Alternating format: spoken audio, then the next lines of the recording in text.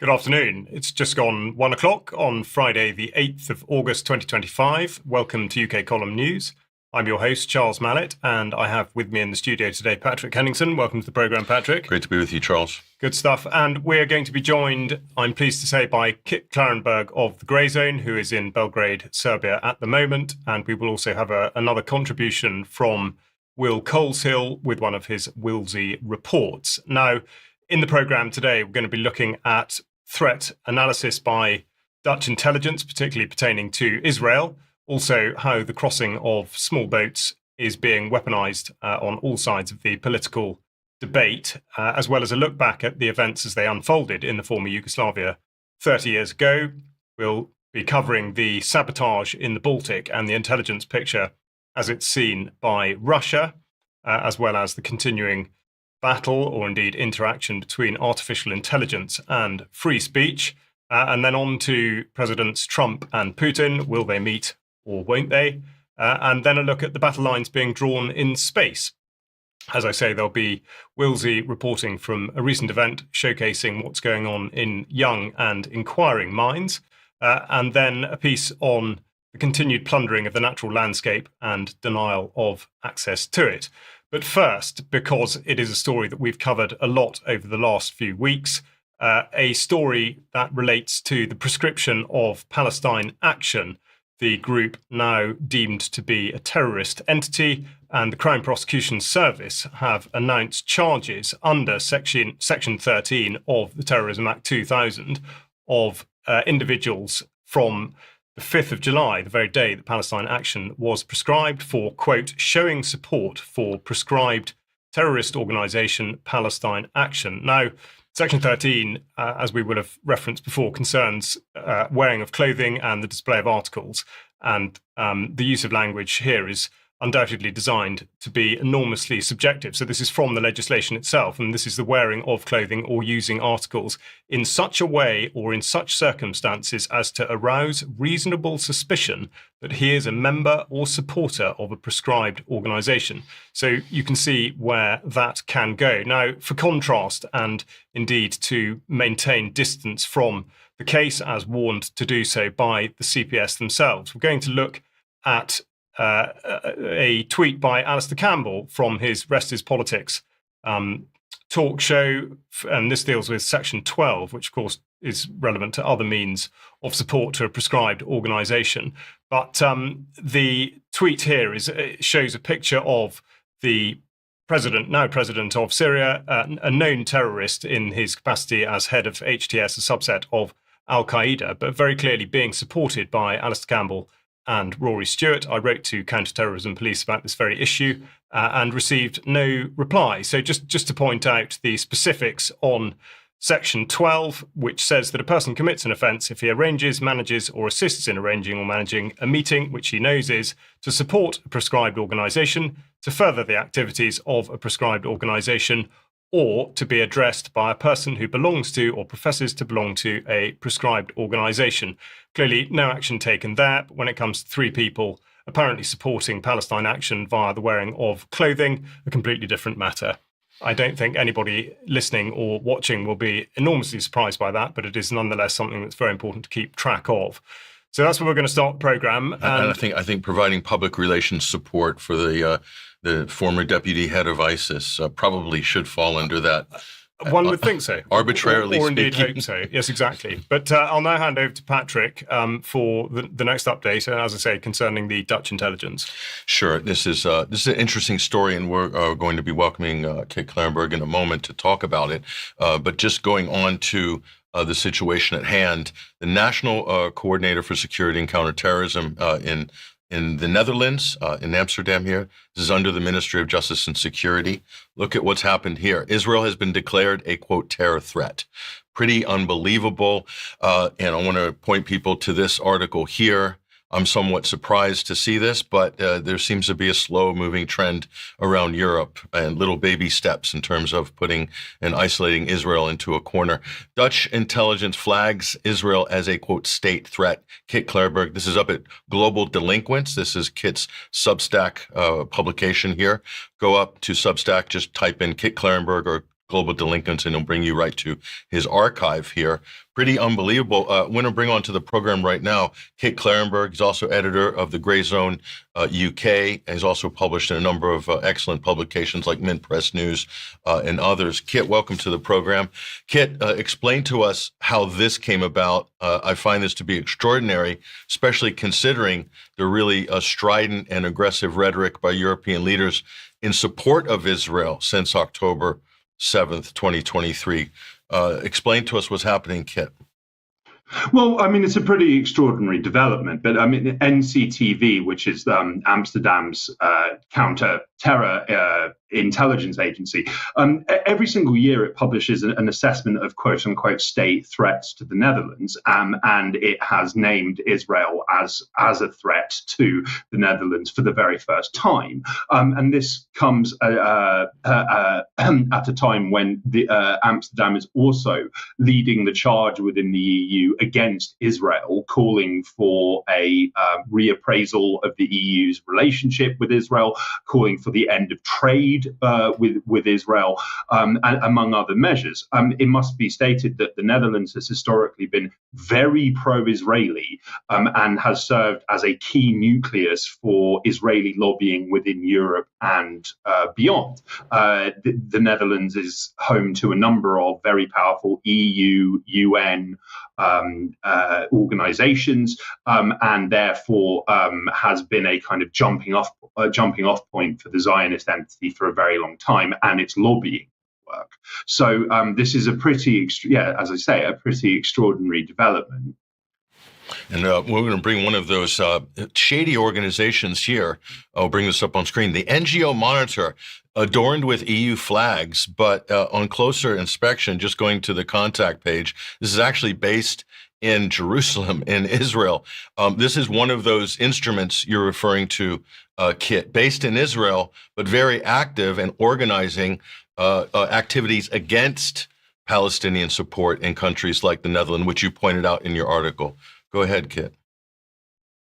Yeah, sure. So it's like, I mean, as I mentioned, that because the Netherlands is home to all of these powerful international institutions, including, of course, the International Criminal Court and the International Court of Justice, ensuring that there is a friendly environment locally in political terms is of utmost importance to Tel Aviv. And for many, many, many years, they have systematically sought to neutralize any trace of Palestine solidarity in the country. This has extended to cyber attacks on prominent Palestine solidarity activists,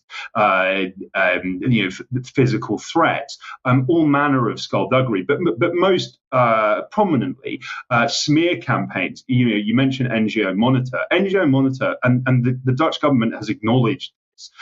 It routinely smears anyone or anything that is remotely critical of Israel, including Amnesty International and Human Rights Watch, which are, of course, mainstream darlings that can't really be depended upon for an accurate an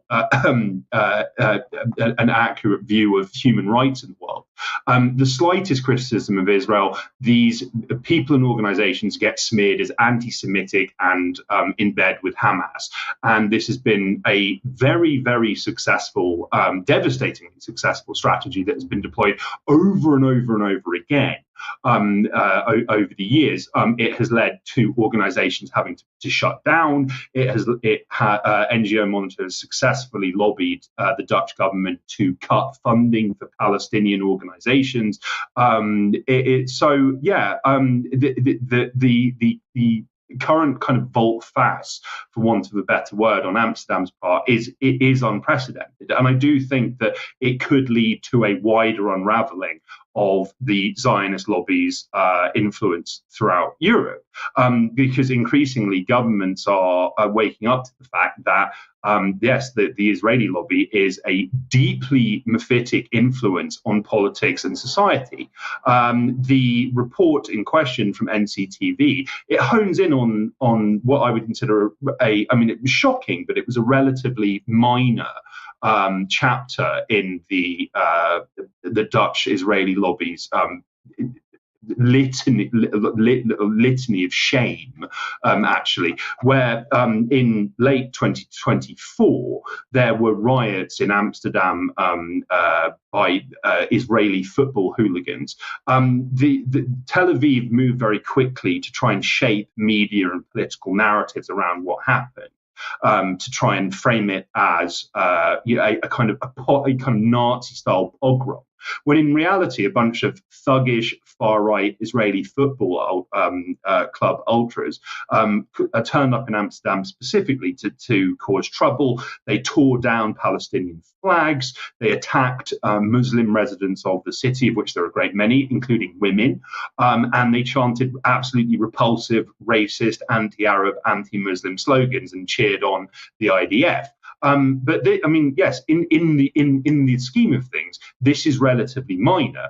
But the NCTV has finally acknowledged that this is deeply problematic because, yes, there are a wide variety of political and media figures who ignored the fact that the Israelis had specifically come to make trouble and framed what happened as this completely unprovoked attack on Jews because they were Jews. The mayor of Amsterdam, yes, likened what happened to Crystal Night and Nazi pogroms in general. It was quite extraordinary, and the root cause of this was the Israeli government circulating extremely dodgy dossiers to MPs and journalists with a very specific framing of what happened.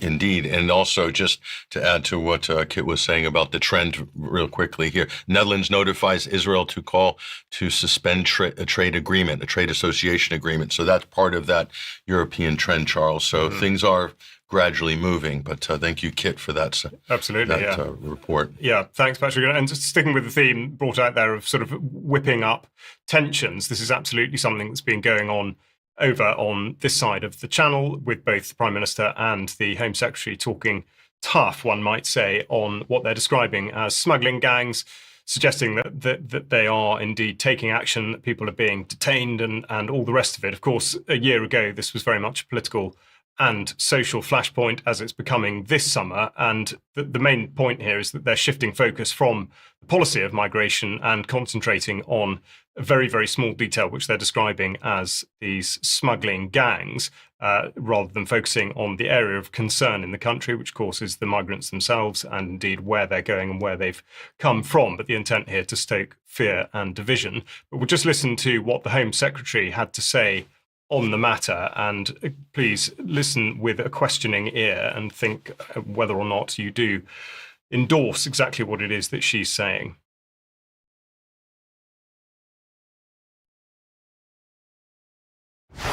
Well, the pilot has now begun, and the first migrants who arrived on Smallboat are now in detention. That is the first step to removing them to France, because no one should be making this journey in the first place. And that's why this is now starting the process to return people and to undermine this vile trade in people. No, it's very obviously a political football and it's being kicked all over the park. And I think the other point to make here is that across the political spectrum, it's very, very obvious that the drive here is towards digital identity. That is the proposed solution to this particular problem, and it's just going to be solved in a number of different ways. Patrick, you've got a bit more on this and how it's being reported. It's also about cultivating electoral support for the next administration here. Nigel Farage, accused of fanning the flames by his nemesis as the Mirror here. We'll bring this up on screen for a moment. Nigel Farage fanning the flames of hatred, dangerous claims of a cover-up. So another sort of Stockport-style cover-up accusation here. Labour MP from Dover and Deal, Mike Tapp, basically calling him a fake patriot, exploiting divisions of hate for his own political gain. And this is what Nigel Farage said on Monday. And again, talk about fanning the flames. I mean, this one just keeps going. What caused unrest in our streets after Stockport last year was us not being told by the police that the status of the attacker in Stockport. That led to crazy conspiracy theories spreading online. So he's basically saying that it's really not the mob's fault for rioting, and it's not our fault for egging on the mob. It's the fault of the police for not disclosing the ethnicity and the religion of the assailant. So they're trying to rewrite the rules of criminal justice to basically say, give succor to an angry mob.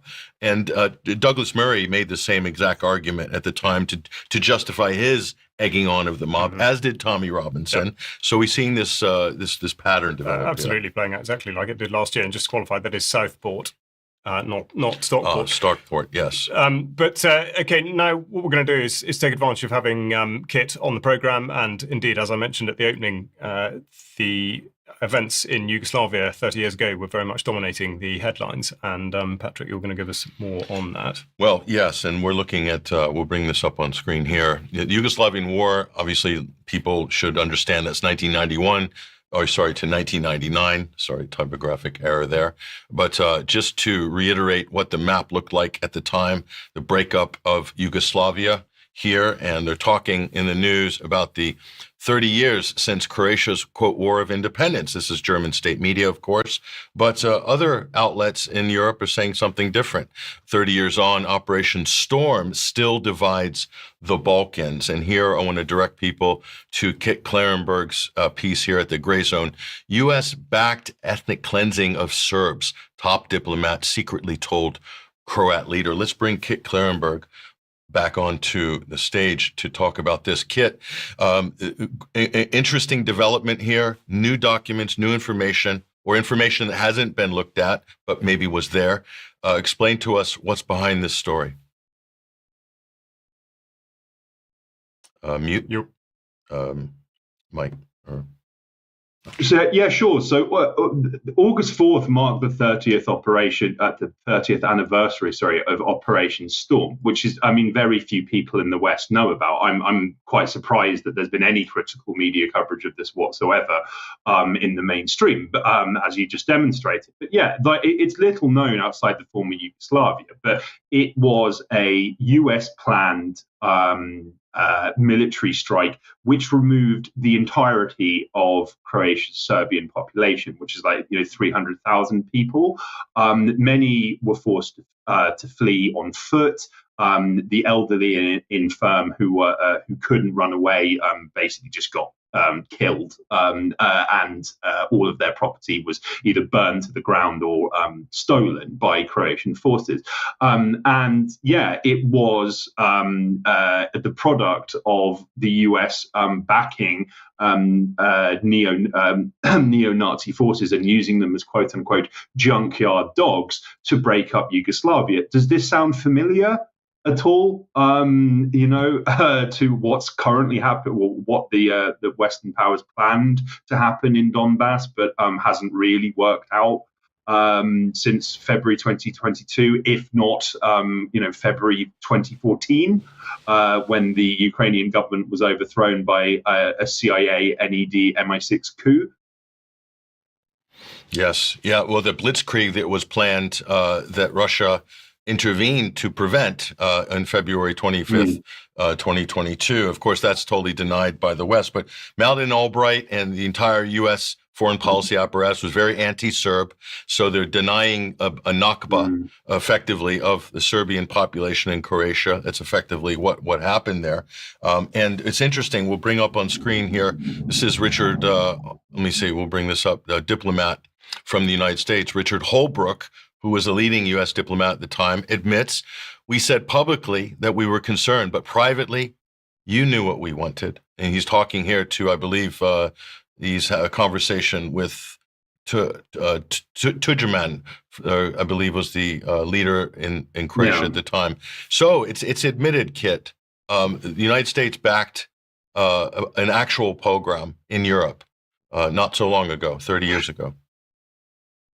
Yeah, well, I mean, it's again, it's quite remarkable because Franjo Tudjman was elected on an explicit platform of effectively removing Croatia's entire Serb population, which was like hundreds of thousands of people. On the campaign trail, he openly venerated the Ustasha, which was this kind of Nazi puppet state created in World War II by during the Axis invasion of Yugoslavia. They ruled with a brutality that shocked the Nazis themselves. They would do things like kill children by picking them up by the legs and smashing their heads into walls.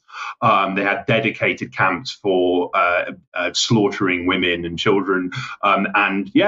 Tudjman suggested that the Ustasha were a reflection of Croatia's desire for freedom and independence, and appointed several former Ustasha exiles to his government. Of course, this instilled fear in Croatia's non-Croat population. And yes, the Operation Storm represented the culmination of a plan that was laid well in advance, and the US not only was well aware of, but greenlit. It is celebrated today as Victory Day in Croatia, and you can see large crowds of people walking, often doing the Nazi salute as they do so in cities like Zagreb and Split. The parallels with the current conflict in Ukraine couldn't really be clearer, except that now the US is losing, which could well be on the verge of just total capitulation and leaving Ukraine to its own devices to be overrun by Russia. There have been reports that Putin and Trump are scheduled to speak next week. We shall see if anything comes of that. The US negotiating position is certainly not very strong, and the US empire isn't what it once was, in the mid-90s.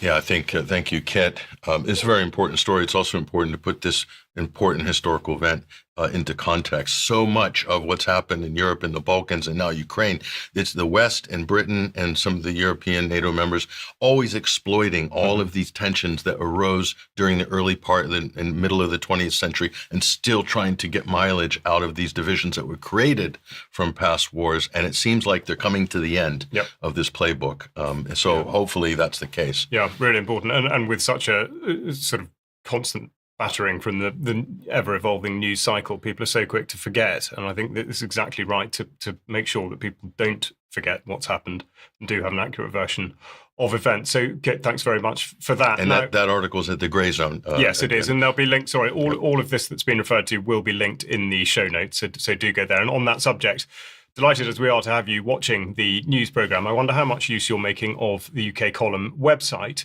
And it really should be considered as a primary source for research. The search bar shown there at the top, and there is a wealth of information. I draw your attention particularly to the sections and indeed to the comment pieces there that are on the website. So a phenomenal resource, which really I would encourage you to make best use of.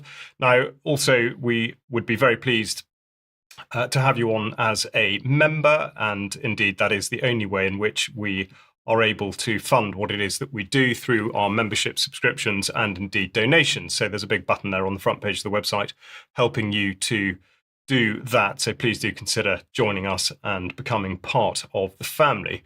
Now, a very good interview went out yesterday with Escape Key Ben Rubin talking, the title of the interview there, Reverse Engineering the Architecture of Totalitarian Control. And if that sounds like a bit of a mouthful, essentially it's breaking down all the various things that people are seeing around them now and understanding where it's coming from. So a really important interview to get into there. Now, tonight we have the next instalment of the banter session, Germ Warfare, which is Mike Robinson and me talking to Germ. So please do enjoy that this evening.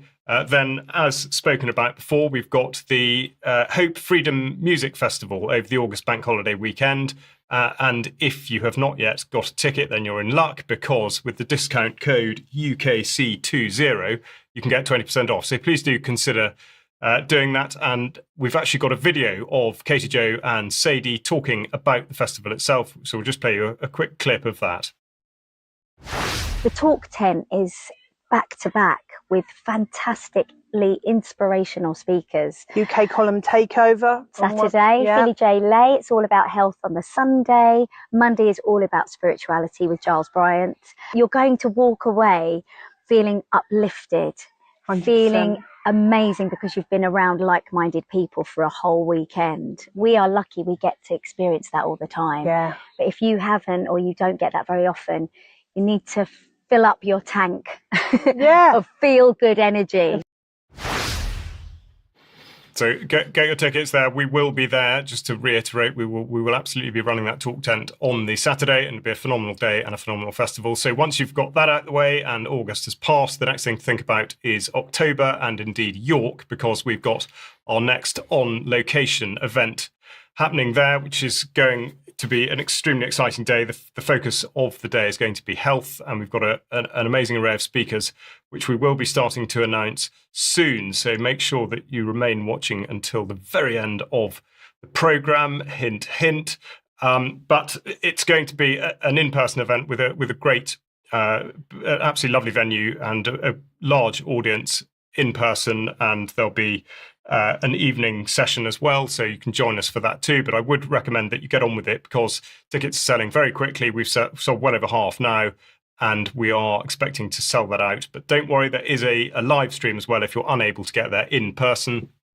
Therefore, we have all the bases covered, or at least so we hope. Now, that concludes the ads for this news programme, and we're going to go to the Baltic, where I think, again, we're going to have to take a different perspective on what we're told by the British establishment, certainly, Patrick. Well, yes, and you're not allowed to know a lot of this because it's in Russian media, which is verboten in Britain, but nonetheless, and we will be asking Kit Clarenberg to contribute on this discussion. But the UK accused by Russian intelligence of masterminding a sabotage campaign against Russia's shadow fleet of tankers and ships on the high sea doing trade and commerce here. This is a report we've got up at 21stcenturywire.com from our global affairs associate editor, Freddie Ponton. And this has got a lot of interesting positions in it that I think people need to consider.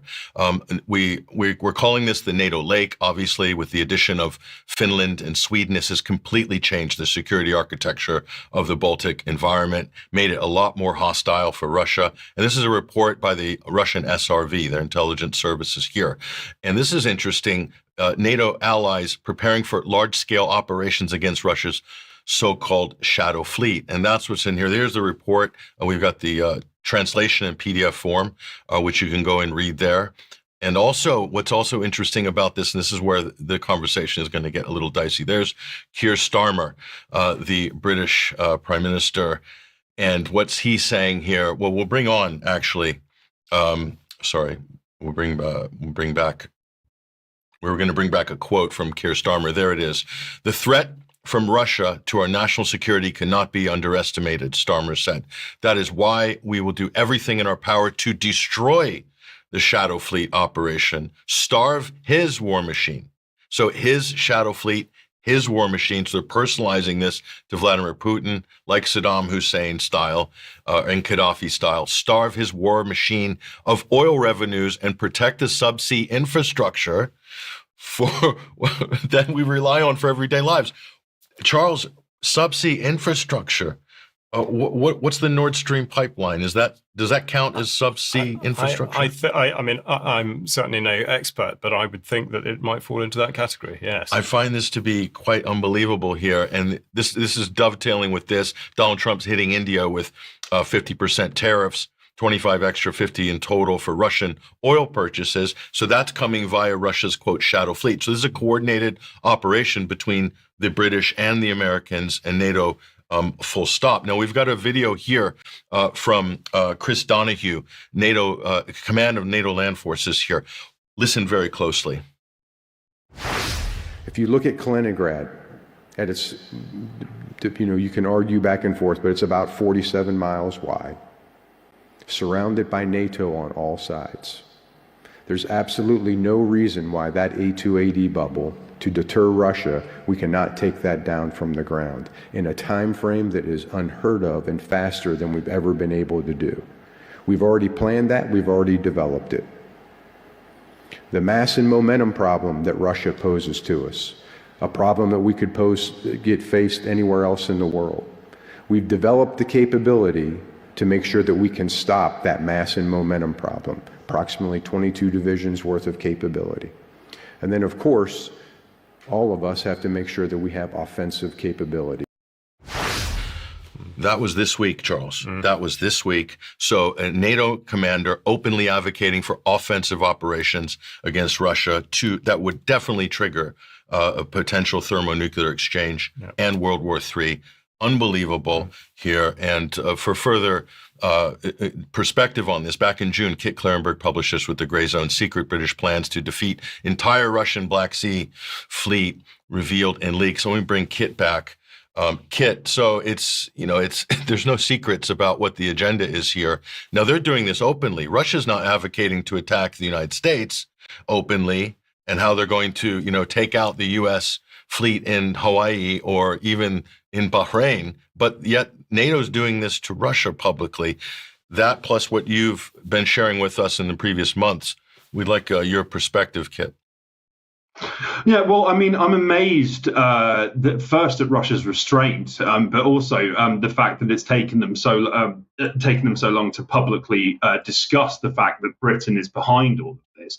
I mean, in March 2022, there is an organisation known as the Council on Geostrategy, which is funded by the British Foreign Office and various defence contractors, and it published a report which openly stated that the Black Sea region was of significant importance to the UK geopolitically, and it advocated for assisting Ukraine in destroying Russia's Black Sea fleet. So, I mean, we didn't even need the leaks I reported on to know that Britain was behind this.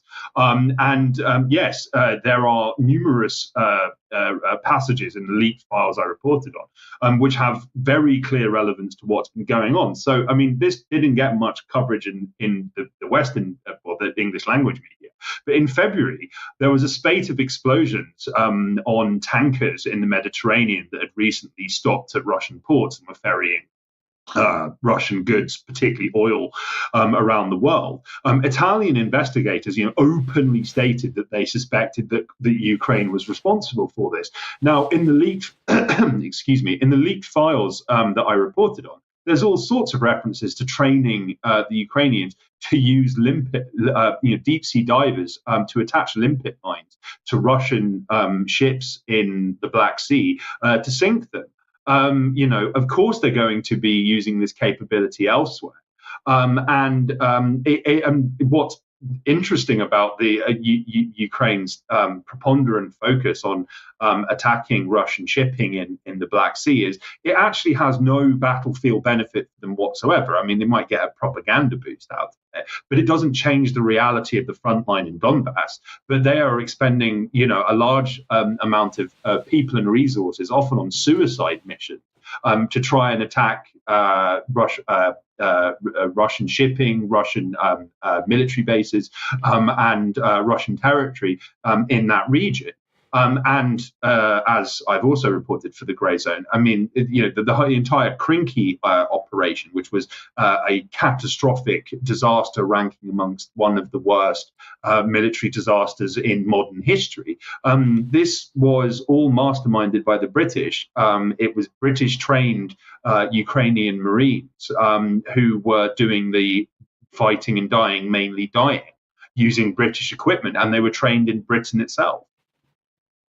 No, and to that point, TJ Coles, also for the Grey Zone here, just to remind people, from 2015, the UK has trained over 22,000 Ukrainian military personnel as a part of Operation Orbital maritime training initiative. And this is all detailed in TJ Cole's book, Britain's Secret Wars, where he documents how the UK spent all this time and money and using the conflict and Stability Fund. I think there was some money allocated for that, maybe about 30 million during that period, 2017 to 2020. Conflict Stability and Security Fund. There's a lot of stuff that gets trafficked through that fund, as you know, Charles. And if you want to look at the book, TJ Cole's Britain's Secret Wars, excellent book. And we were both at the same university doing postgraduate research as well, so in Plymouth And TJ Coles is a fantastic top flight researcher. I just wanted to point that out. But I want to bring Kit back. Just say, Kit, thank you very much for joining us. And we hope we'll follow your work on Substack as well as the Gray Zone. And hopefully we'll be able to talk to you again soon. My pleasure. Cheers, guys. There he goes, ladies and gentlemen. That's Kit Clarenberg. Follow him on Substack, also at The Gray Zone. He's editor of The Gray Zone UK, sister publication of The Gray Zone in the US. Yeah, super. Yeah, excellent contribution there from Kit, and we're very grateful for it. Also worth pointing out that Orbital actually was a land initiative as well, and of course led into Op Interflex, which we've talked about a lot, and of course that's drawn a huge amount of not just money away from other defence projects in the UK, but also an enormous number of people to run the training program. So it's and by the way, Charles, amazing. How many of those people trained? How many of those young Ukrainian men are still alive? Well, that have gone through that program. Funnily enough, I can tell you the answer, and that is that that once the training is complete. In fact, this is from a Freedom of Information request that I had from the Ministry of Defence, which was, which units are these guys coming from and where are they going back to? And they do not keep a record of that. So they have absolutely no idea. When you look deliberately, of course. And you look at the disaster like Krinky, which Kit Clarenberg was talking about, the losses were just unbelievable. Yeah. And, you know, it's that discussion never comes up in absolutely. All of this. Yeah, no, it doesn't. Now, changing topic somewhat onto artificial intelligence, or at least obliquely. Now, it's well recognised that artificial intelligence is very much a double-edged sword. And in this instance, I think what I'd like to do is make the case that it can be, in effect, weaponised by various means as a trap for censorship. And I'm going to use as an example a tweet posted recently by somebody called David Atherton. Now, he, interestingly, has free speech in his Twitter profile and describes himself as a journalist, although I'd like you to consider whether or not you would agree with that description. Now, the tweet reads that a woman has been raped at the Adelphi Hotel at 8 o'clock yesterday. A 49-year-old man living in Shropshire was arrested. The hotel is owned by the Britannia Group, which extensively houses asylum seekers, although Grok was unable to confirm it is used for that purpose. Now, it's perfectly obvious he can use the internet. The Merseyside police issued a statement which said that a 49-year-old man from Shropshire was arrested on suspicion of the rape of a woman. But of course, the wording has been changed just slightly to give the impression that the man involved is not a Shropshire resident, changing it to living in Shropshire. He also makes the connection between Britannia hotels and migrants, but he doesn't check. He asks Grok instead, which, if you're unaware, and well done you if you are unaware, is the AI tool that is sort of deployed, utilized by Twitter to apparently provide answers to things that people can't think of for themselves.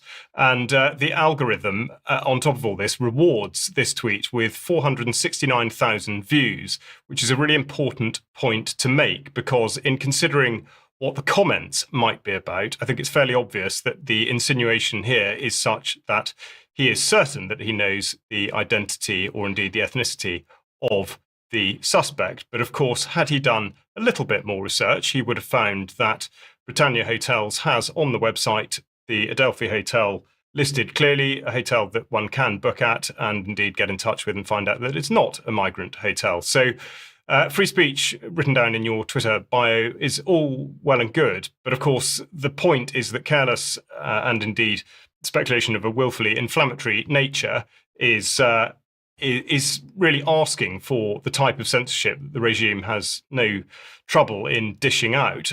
Now, in another example, but sort of with a different bent on it, this is a tweet again from this time Andrew Bridgen, picking up a story and doing the same in a sense, which is to not attempt at all to verify the validity of it, and in fact, following any doubt in the comments, has actually doubled down on it. And if you're not able to see, this is the story that's been doing the rounds, now discredited, that 2 British Army colonels and a secret intelligence service person were captured by Russian special forces. Now, there are no primary sources given for any of this on either side. But nonetheless, it's been put out absolutely across the board, even by the Afric Times here via Adebukola Adebiego, who I think is probably Nigerian, although interestingly his news organization, at least on LinkedIn, is listed as being in Florida.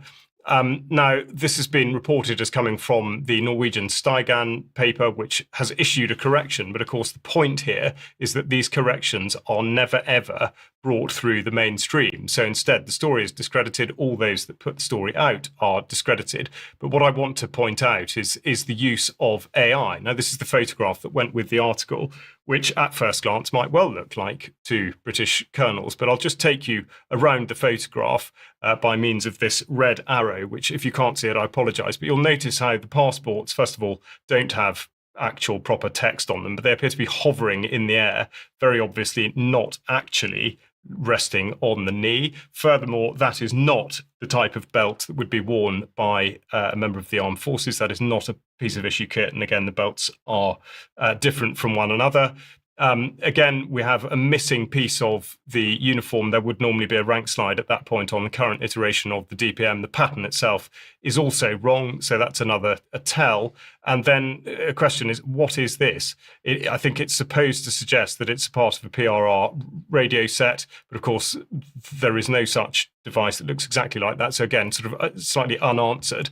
And finally, perhaps my favourite is this weapon, which is quite clearly being held the wrong way round. So you can see just over the chap on the left's right shoulder, there is effectively a hand on what should be a pistol grip, except the weapon is back to front. So if you spent any time looking at it, it's actually blindingly obvious that it is a fake photograph, but it was used in such a way as to suggest that there was something to this story. Now, I mentioned that Steigan, where the story is supposed to have come from, had issued a correction, and of course, that's going to be lost in the sands of time. George Galloway also reported on this, and I'd just like to just give an idea of how this can be considered when it is addressed critically. So here's Scott Ritter talking to George Galloway about this, having thought about it. I mean, war tourism is just another code word for espionage, for carrying out intelligence activities. Having a pair of colonels do this, though, is where I start to where the narrative starts to lose me. People tend to forget that you don't become a colonel because you're a sprightly, young, athletic individual. You're a colonel because you've been around for a while. Your brain may work better than others because it's been stuffed with more information and you've had higher levels of, command experience, but your knees don't work. Your back doesn't work. The last thing a colonel wants to be doing is war tourism in an actual war. So this is where the narrative falls apart. Until I see the colonels paraded forward, in non-AI generated imagery, I'm going to treat this story with a little bit of circumspect. Quite right.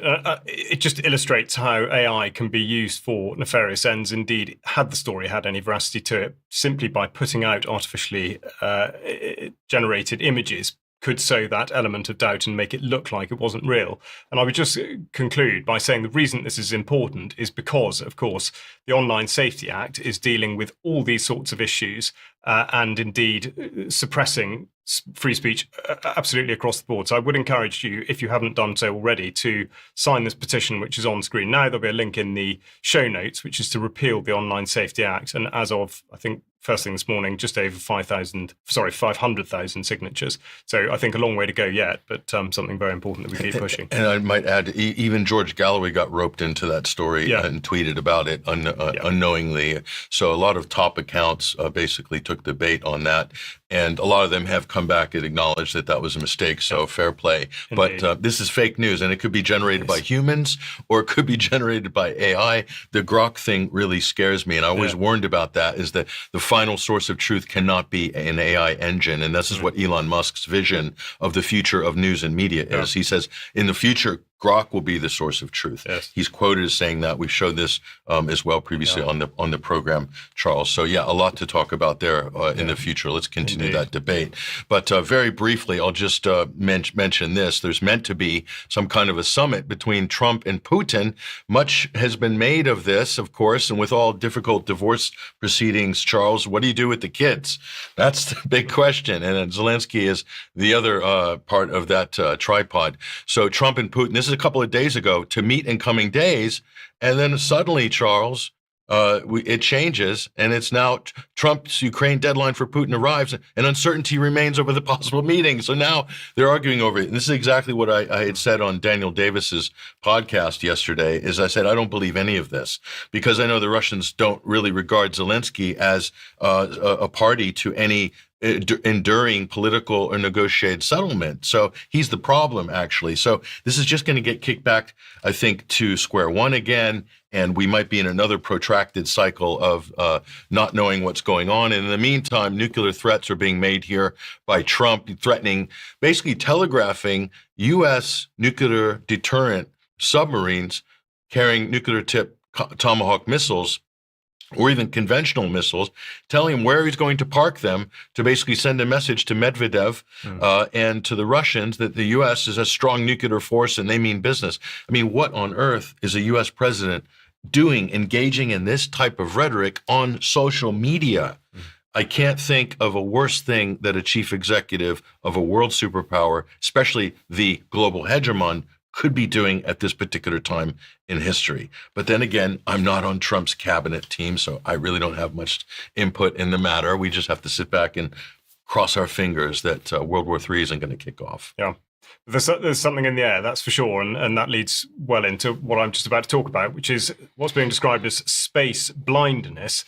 Now, if you haven't heard of it, then I really wouldn't blame you, but this is the term that's been used by Major General Paul Tedman, who's the commander, UK Space Commander, and he's just delivered an address at the Royal United Services Institute, and he's describing the era that we are in as being a new space age, and the importance of outer space in global affairs as being never more evident, no longer just a frontier for scientific exploration. He says space is now a domain of strategic, economic, and political competition. And he goes on to say that the national dependency on space is being increasingly being held at risk by space risks and threats. So he's straight away suggesting that there are going to be problems down the track. He's saying that there are over 80 nations with space projects. And critically here, and this goes straight back to what Patrick's just been saying about Trump, he says access is no longer enough. We must be able to control space, defend our assets, and, if required, deny its use to hostile actors. Well, he qualifies it, or at least attempts to, by saying no one wants a war in space, and it is certainly not inevitable, whilst at the same time, I would say, making it sound as though it is pretty much inevitable. He says that we've been working across government as one space, so the same language, despite the fact that we're in a somewhat different arena, and talking about effective governance, of course he is. But he does say that we're not going to do this alone, and I think this is a critical part of it. Space is the ultimate team sport, so being clear on what needs to be nationally separable capabilities to assure effects and provide us strategic autonomy.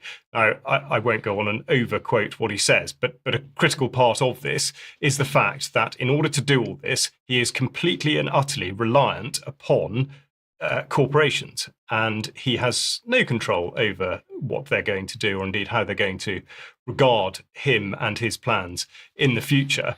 But he still continues with this extremely hostile language. He talks about deterring and to endure a first mover strike, and only if necessary fight through and win.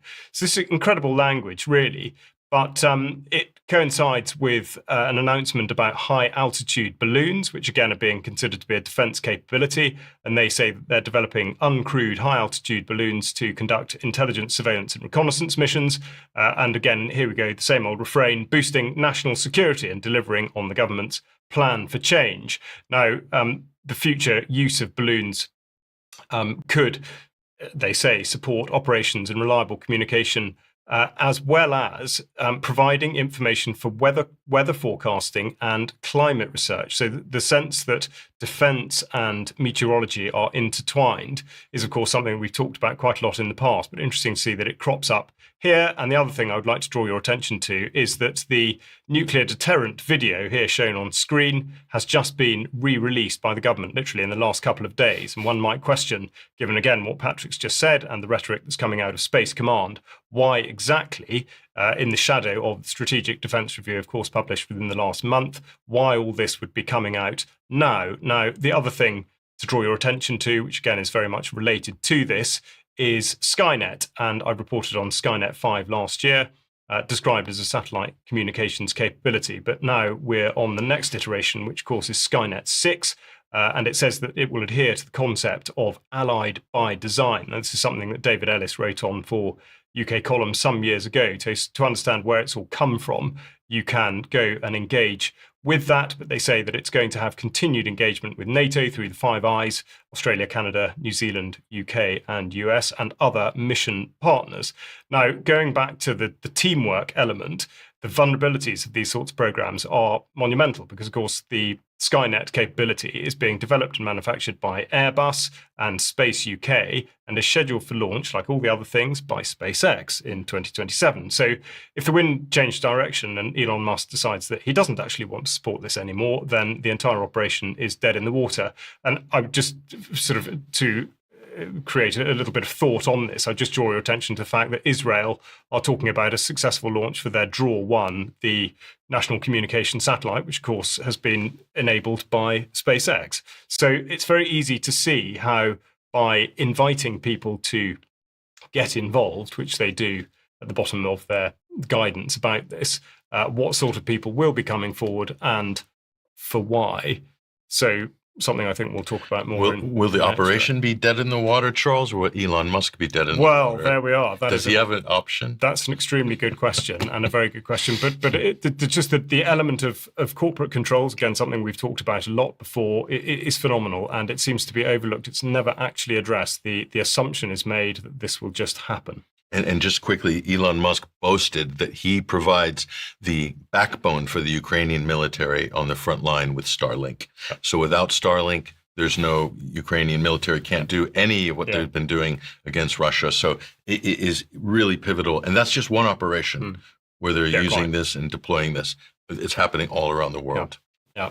Now, moving on, I said earlier we're going to be considering what's going on in the minds of younger people, and we're often to be found talking about the younger folk, because of course they are the future for society. What is it that they're thinking and doing? And I'm going to now go to a report from Willsey, which is dealing with an event held recently by the Cathedral, which is a nightclub with more to it than that, which has been running for 3 years. So let's have a listen to see what Willsey's been reporting on.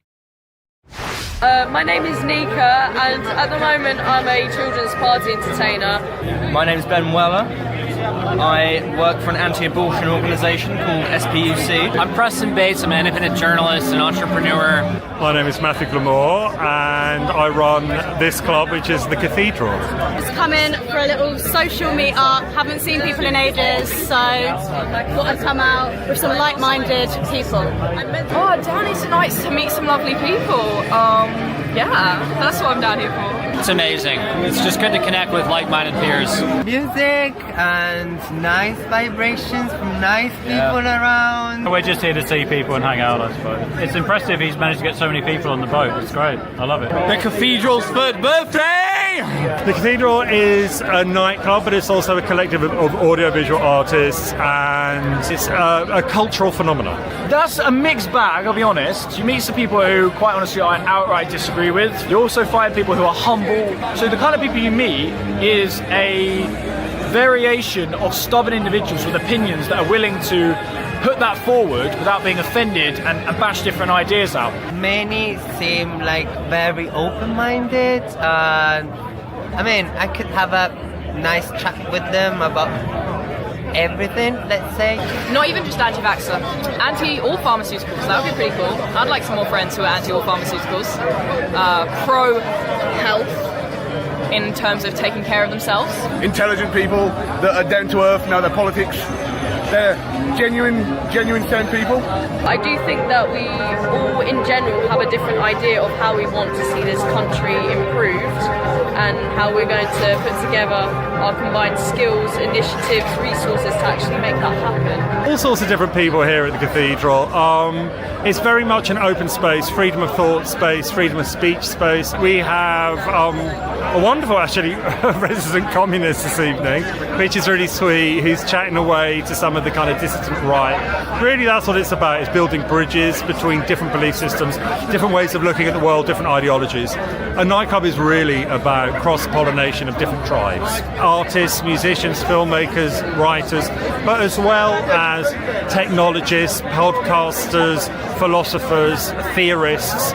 It's a very cerebral scene. As you can see, there's a lot of people chatting, there's a lot of talk, and that's really what it's about. There's also dancing going on downstairs. It's really an attempt to create something that is bigger than the sum of its parts. It's about the people. The people are the most important thing. And there's some really beautiful and brilliant people in our country today, and it's about bringing them together and hopefully building some positivity. What do you think about the development of sort of youth counterculture? The youth counterculture, I think it's awesome. I spent almost my entire life thinking, why do I not fit in with people? Why do I have different thoughts to just the mainstream pop culture? And then when lockdown hit, it actually kind of made sense, because before that, I didn't know why I was on a different wavelength. But the fact that youth are speaking out about this as well is just extra powerful, because we finally have not just the older generations, as great as they are with their wisdom and their other attributes, but we're really cool, I think, in the youth movement. I think there's definitely an uprising in the youth, maybe it's just I'm tapping into a minority, maybe it's just wishful thinking. Oh, it's good. It's what we need. We all need this. We all need our own little parties and stuff, because, as always, the mainstream, we need the dissident meetups. It needs to happen. I think it's happened in America and it's worked well. But I think the problem is here is that we've got bad optics in that, to be simple, everything's very grainy and quite a few people are very ugly, and we need to do what the Americans have done and actually organise it better and make it more attractive to people that aren't on our side. The young people who are here are finding confidence in their beliefs and in what they stand for, because they're being backed up by their elders. And I think that's been really missing in London for a number of years. To have, it's not validation, it's not about that, it's about support more than validation. It's about being encouraged to dare to think differently. Oh, England, goodbye.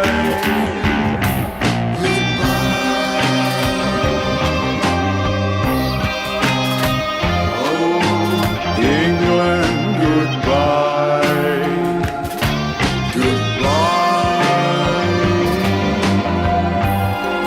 Old England, goodbye. Old England, goodbye.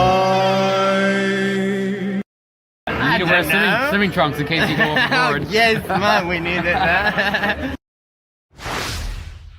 Well, they went the distance. Building bridges. What fun. Great. Yeah. I wonder if we'll make the cut for the next one. What fun. Look, one thing I just want to say quickly. She said, the counterculture. It's hard for the counterculture. This is something I try to say at events over the years, is that it's disempowering for people who class themselves as independent or alternative to call themselves the counterculture. They are the culture. At least you need to believe that you're the culture. The counterculture is McDonald's. It's corporate banking. It's mainstream media. That's the counterculture. Yeah. You are the culture. Independent, grassroots, mainstream is the actual culture. Yeah. So it's a slight twist, but I think it's a very good point. You're absolutely right. Yeah, change of mindset. Now, I've had another protracted communication with DEFRA, and I wrote to them in the wake of the Strategic Defence Review and all the other various papers that have come out recently about national security, asking how on earth DEFRA are actually going to make it work, because it is perfectly clear that self-sufficiency in terms of food security is not at all realistic and hasn't been for some considerable period of time. I asked them a range of questions about this, and indeed whether they would consider bringing in rationing, or at what point they would consider taking land back out of what they call environmental land management and back into food production, and indeed at what point they would consider dismantling renewable energy projects that were taking up huge swathes of land in order to produce more food. Now, I think you can probably tell more or less where this is going, but the answer, which was very long and very woolly, was in effect that they have absolutely no plan to do any of that, and indeed, the final question was, by what date will the UK have achieved 100% self-sufficiency? And not a single question was answered. Now, for background, food security, although talked about a lot by government and government ministers, is not in fact bound at all in statute. There are 3 references to it on the statute book, and they're only in the sense that it's a consideration when drawing up environmental land management or nature recovery schemes. So they said that they are engaging with the wider resilience and CNI community, talking about this critical national infrastructure, which of course is exactly how space is being regarded. So all these sorts of phrases used with gay abandon, saying they're aligned to the Ministry of Defence to ensure that impacts on the food supply are considered, and that there is contingency planning going on and all that kind of thing. They threw out the figure of £2.7 billion, saying that's invested in sustainable farming and nature recovery. Again, so not really addressing any of the questions that I asked, which of course was to do with the production of food. But just to qualify that sum would disappear in just over 5 days if it were given to the National Health Service. Now, in terms of how land is used, the other thing I want to just draw your attention to here, pointed out by the Gazette and Herald in Wiltshire, is that Corsham is now being lined up for a 450 megawatt site for a battery energy storage system. And if you're not aware of what that is, then please do go to the farming section on the UK Column website, because there's a lot of detail about the inherent unsafety, if that's a word, of these things, in that they're lithium-ion battery facilities which have a very poor track record already, and that's in a way beside the point. The point is that fire services have declared that they have no means of doing anything about these, but this is due to be going ahead, apparently, although not actually shown on the Renewable Energy Planning database as yet. Just up the road a few months ago, just outside Cirencester at Preston, there was a fire that broke out there on a solar farm, which also has a battery capability. So it's not as though these things don't happen. Of course, the environmental catastrophe is absolutely terrible. Corsham is a small market town in Wiltshire, and this is the planning database, as I say, which doesn't show this particular projected facility. But just to give an idea, that's probably only a 10-mile radius, and that's the number of battery facilities that are already in play or designed to be in play in that area, and obviously the plan for many more. Now, on a related note, in terms of land that's being taken away, we've got the Ministry of Housing, Communities and Local Government talking about the sale of allotment spaces, which was a story that reared its head a couple of weeks ago with Angela Rayner, supposedly the demon in the piece, saying that that land could indeed be sold by local governments, local authorities. Now, there's some controversy about this, but the blog post says that for the sites to be sold, councils must get approval from the department, and they can only be sold where this is absolutely necessary and where the legal threshold is met. Well, of course, it entirely depends on the very subjective nature of that point as to whether this will happen or not. Now, just to highlight the extraordinary sort of inconsistencies and absurdities and inefficiencies of it, there's one instance where an application by Elstree and Borehamwood Town disposed of 54 allotment plots in order to construct 186 homes. And as part of the application, an adjacent piece of land is going to be developed for 100 allotment places. So somebody's going to have to explain exactly how that makes any kind of sense at all. Another issue we've talked about a lot in terms of resources and indeed access to land is artificial intelligence, which is taking up increasing amounts of land. Of course, we talked about Stargate and the project in Abilene in Texas, which is reported here by the Austin Chronicle. And they've got the picture, really, that these sorts of facilities, this is the projected setup for Stargate, is going to be taking over vast tracts of land. But the issue here is one concerning water, which of course is to suggest that water is going to be prioritized for artificial intelligence, something I was talking about just the other day, but is not being confirmed by any government department in the UK. But it does look like the Austin Chronicle is on to something there. And then we're going to go to Nova Scotia in Canada, where there's been an exercise of powers, which is really normalizing the restriction of control of access to land. So in effect, what's been happening now is that the minister has been prohibiting access to the woods on the basis that there is a risk of fire. And there, the quote on screen there, the minister does hereby prohibit entry into the woods without a valid travel permit. So the point that falls out of this, of course, is that it's not so much that access has been restricted, whether or not there's a legitimate reason. It's more that to access it, you need a permit. And this is in effect to normalise the idea that there will be some sort of control mechanism which will enable you to access land in the future. And if you think of the way in which the natural environment now is being described in terms of natural capital and green spaces and blue spaces, I think we have to be very much aware that this is coming down the track and seems to be playing out in Nova Scotia. Yeah. It could be the tokenization of nature, the financialization of nature.